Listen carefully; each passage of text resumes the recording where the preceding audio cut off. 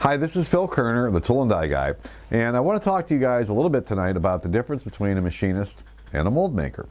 Now, I've worked with some terrific tool room machinists. Of course, I've been doing this for a long, long time, but they get really good at one or two machines, and that's what they're good at. Well, when you're a mold maker, a typical day might include your boss coming up to you at noon and saying, Phil, go home, get some rest. We need you back here at 3 a.m. to assemble this $100,000 injection mold. And that's what I was trained to do, trained very well to do. So what does that include? Well, during my apprenticeship, that's why they put us through 4 years of learning how to run every machine. So we knew how to make adjustments. So it's 3 a.m., I walk in, and they always give me a helper, because I can't work by myself, right? And we start putting this mold together, and invariably there's issues, right? We've been working on this thing for 10, 12 weeks, and this doesn't fit. I tell the guy, take this block, take a thousandths off the side of this thing. He's gone. Start putting other things together. Pipe plugs don't fit. Time to ream out the holes or retap them.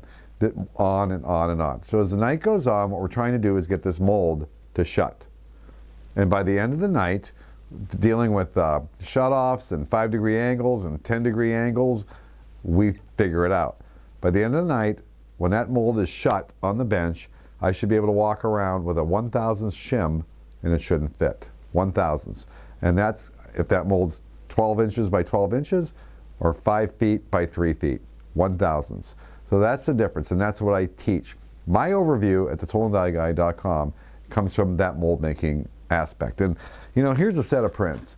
What would you do tomorrow if somebody handed you this project and said this is due in 6 weeks? And there's 20 drawings in here. Do you even know where to start?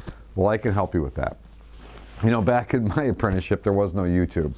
And what I would have given for this kind of a lesson to just show you it's not that hard how to start. And that's what I teach.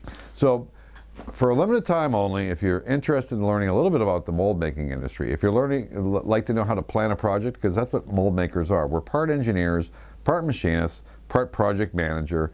Sometimes we have to do therapy on our apprentices, but that's the way it goes. So the Tool and Die Guy has got 9 videos now in the can, recorded for Mold Making 101.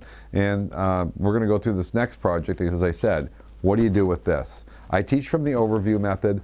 I don't want to overwhelm people. My thing is, if you want to learn something, start with the finished project and let people see what it's about, and then go backwards and show them how we got there. So if you've ever wanted to join the Tool and Die Guy for the next 3 days, $57. And that's for you. If you'd like to learn how a mold maker thinks, it's scary. It is. It's a little scary, but you'll learn a lot.